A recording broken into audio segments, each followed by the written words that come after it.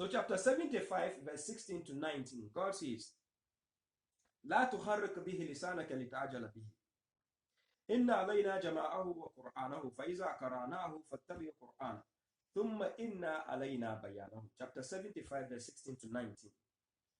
Now God is telling the prophet, do not hasten with your tongue. لا تحرك به لسانك لتعجل به. In order to hasten, do not move your tongue in order to rush with it, to hasten with it, to the Quran. That's why God says, do not hasten with the Quran before its inspiration is completed to you. You don't need to rush it, right? Then God says, Inna alayna jama'ahu wa Qur'anahu. Upon us is the word gathering and how to be read, how the book will be read. Like chapter 1, chapter 2, chapter 3, it is not the duty of the prophet. No. The Hadith followers will tell you all this arrangement was done after the prophet. It's a lie. Yet again, another lie. God is telling the prophet when he was alive, we are the ones to show you the gathering, how it will be gathered, and how it will be arranged. Still, it is the duty of God, not the duty of the Usman, not the duty of the Hadith.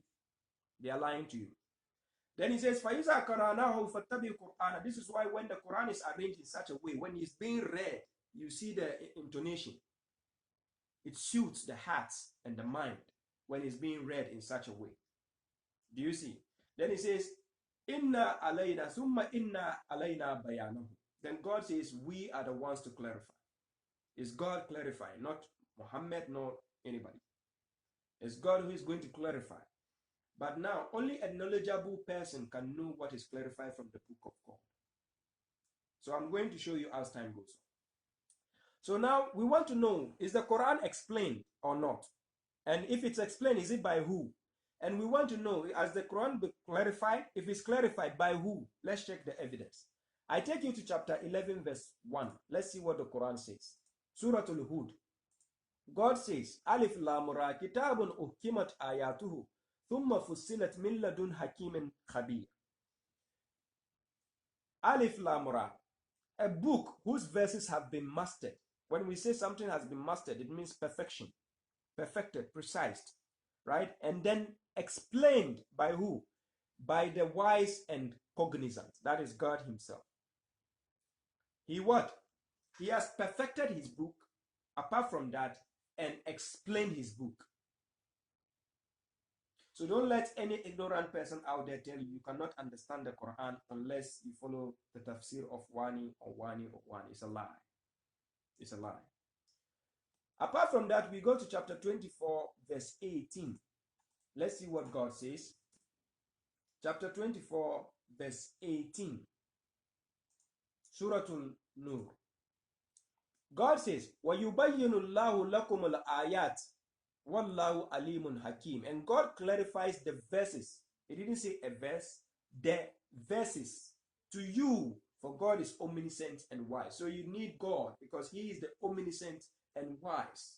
So he is the one clarifying the verses to you. Right? So apart from explanation, apart from perfection, he has also clarified the book. Apart from perfection, apart from explanation, he has also what? Clarified the book.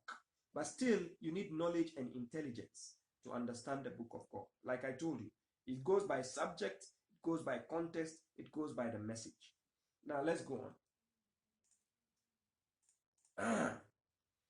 So then we have seen chapter 11, verse 1, and then chapter 24, verse 18. Now, these Hadith scholars, they will normally take you to chapter 16, verse 44, and tell you that it is the prophet who is explaining the Quran. It's a lie. They are taking the verses out of context to tell you that the prophet is the one explaining the Quran. It's a lie. That's why God says, "La tuharrik bi lisanaka litajala bihi." Then below those verses, chapter 75, verse 19, then it says, "Inna alayna bayanahu." Thumma inna alayna. It didn't say summa inna alayka. No. Thumma inna alayna bayanahu. Then I'm going to show you the difference of the clarification the messenger did and the clarification God did. The clarification the messenger does is different from the clarification God does. And I'm going to explain to you, just like the clarification I'm doing right now. There's a difference. Whenever a scholar of the Hadith, whether a Sunni, a Shia, or whatever scholar it is, quotes the verse and tells you, وَأَنزَلْنَا إِلَيْكَ الذِّكْرَ لِتُبَيِّنَ لِلنَّاسِ مَا نُزِّلَ إِلَيْهِمْ وَلَعَلَّهُمْ يَتَفَكَّرُونَ, and tells you this is where it says Muhammad should explain the Quran, tell him to go back to Madrasa. Yes, he doesn't understand the verse. Whenever they quote the verse, tell them to start from verse 43. Tell them go back, start from up. They are taking verses out of context. So I'm showing you the secret and the weapon on how to deal with such scholars. Tell him to start from 43. It says, وَمَا أَرْسَلْنَا مِنْ قَبْلِكَ إِلَّا رِجَالًا نُوحِي إِلَيْهِمْ فَاسْأَلُوا أَهْلَ الذِّكْرِ إِن كُنتُمْ لَا تَعْلَمُونَ. We did not send before you except men whom we have inspired to them. God is talking to who? Muhammad here in this verse. That's why he says min kabilika. So he's talking to Muhammad alayhi salam. Which men did God send? Like Jesus, Moses, Abraham, Noah, you understand? Before Muhammad. Then God says, Fas'alu ahla zikr in kuntum la ta'lamun. Here it didn't say in kunta. It's not talking to Muhammad here in this verse. In kuntum is now talking to we the people now reading the Quran. Fas'alu ahla zikra, because we have people who have received scriptures before in the past. So ask them. It didn't say go and ask the people of Hadith or ulama. In this verse, it never says so. Ahl Zikra doesn't mean the ulama or the tafsir or no. Ahl Zikra means those people who received the messengers in the past. Go and ask them. Do you see? Then God continues, verse 44. Bil bayyinat wa zubur. They receive what? Proofs and then scriptures. They have received proofs and what? Scriptures. So go and ask them. Then God says, Wa anzalna ilayka zikra. You also, Muhammad, we have now sent down the remembrance for you. The same zikra which was sent before to the previous groups. God is now saying, you also, we have sent it to you. Then wa anzalna ilayka zikra. If you want to know which zikra was sent to Muhammad, the Ez Zikr is not the Quran. And it is not another book. It is inside the Quran. Go to chapter 38, verse 1, where it says, Swad wal Quran Z Ez Zikr. When we say Z, it means something which is containing something, which is carrying something. For instance, when you go to the Quran, chapter 85, verse 1, it says, Was-sama'i zatil buruj. Was-sama'i zatil buruj. Then that word zat is the plural form of what? Z. Or we can say za or zu. So this the, that is the plural form zat. So was-sama'i zatil buruj. Now the heavens, the sky is the one containing the what? The buruj, the constellation. But it doesn't mean the sky is the constellation. No. Neither can you say the constellation is the what? Sky. No, it's a wrong grammar. So similarly, when the Quran says in chapter 38, verse 1, Wal Quran is Ez Zikr, the Quran contains what? The Ez Zikr. But it doesn't mean the Ez Zikr is the Quran. Neither does it mean the Quran is the Ez Zikr. You don't say it like that. But yes, you can find the Ez Zikr inside the Quran. Do you see how it works? You find the Ez Zikr inside the Quran. So when God told him in chapter 16, verse 44, Wa anzalna ilayka zikra, doesn't mean he sent him a different book again. The scholars of the Hadith will tell you that their scholar says Zikra means Sunnah.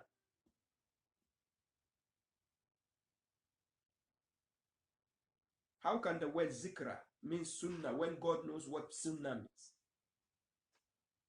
You understand? So وَأَنزَلْنَا إِلَيْكَ الذِّكْرَ لِتُبَيِّنَ لِلنَّاسِ. Now inside that zikra which can be found in the Quran, God says لِتُبَيِّنَ لِلنَّاسِ. Remember, the previous people all received scriptures from God. So now God gave this messenger the zikra from the Quran لِتُبَيِّنَ لِلنَّاسِ. Now to manifest it because it is in the book he received. He received the Quran, chapter 38, verse 1. So inside that Quran, there is the Ez Zikr. Litubayyina here means reveal it, remove it, and show it to them. Ma nuzila. The word nuzila here is, in Arabic we say madi. That is a past tense. Ma nuzila ilayhim.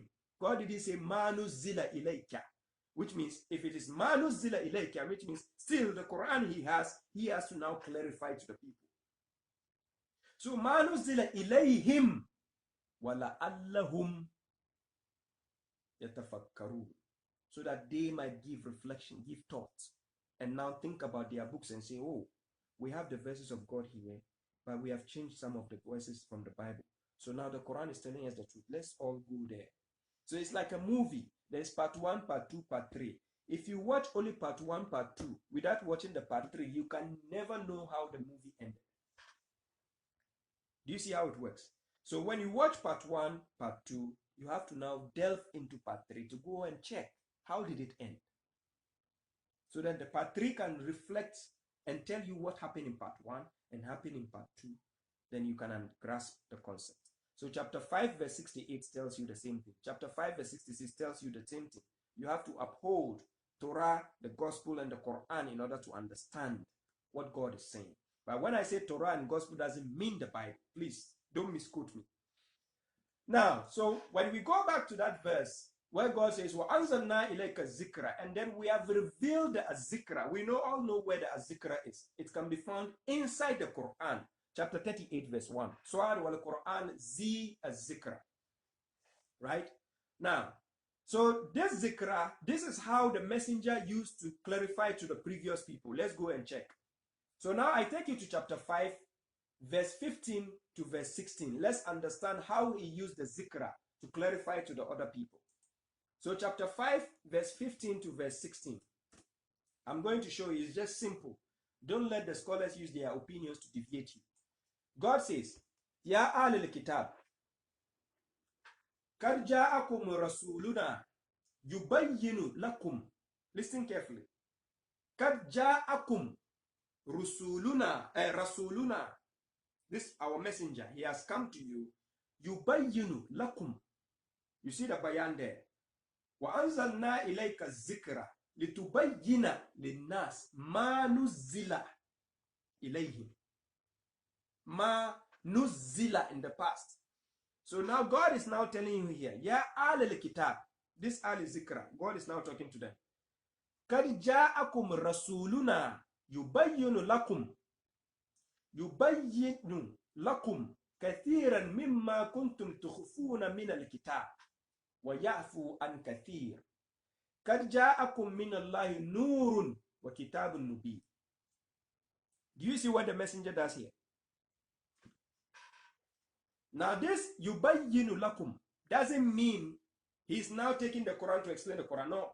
What he is doing is, inside the Quran, he used the Az Zikr and bring it out to now remind the previous people who received the previous scriptures, to tell them that in your book you have hidden this. In your book there is this, but you don't work with it. Do you see how it works? Then he will use the bayan to start telling them the clarification. In your book there is this. In your book there is this. Why are you not using? Why is God says this, but you are overlooking? Why are you hiding this? Do you see how it works? That is the bayan. You understand?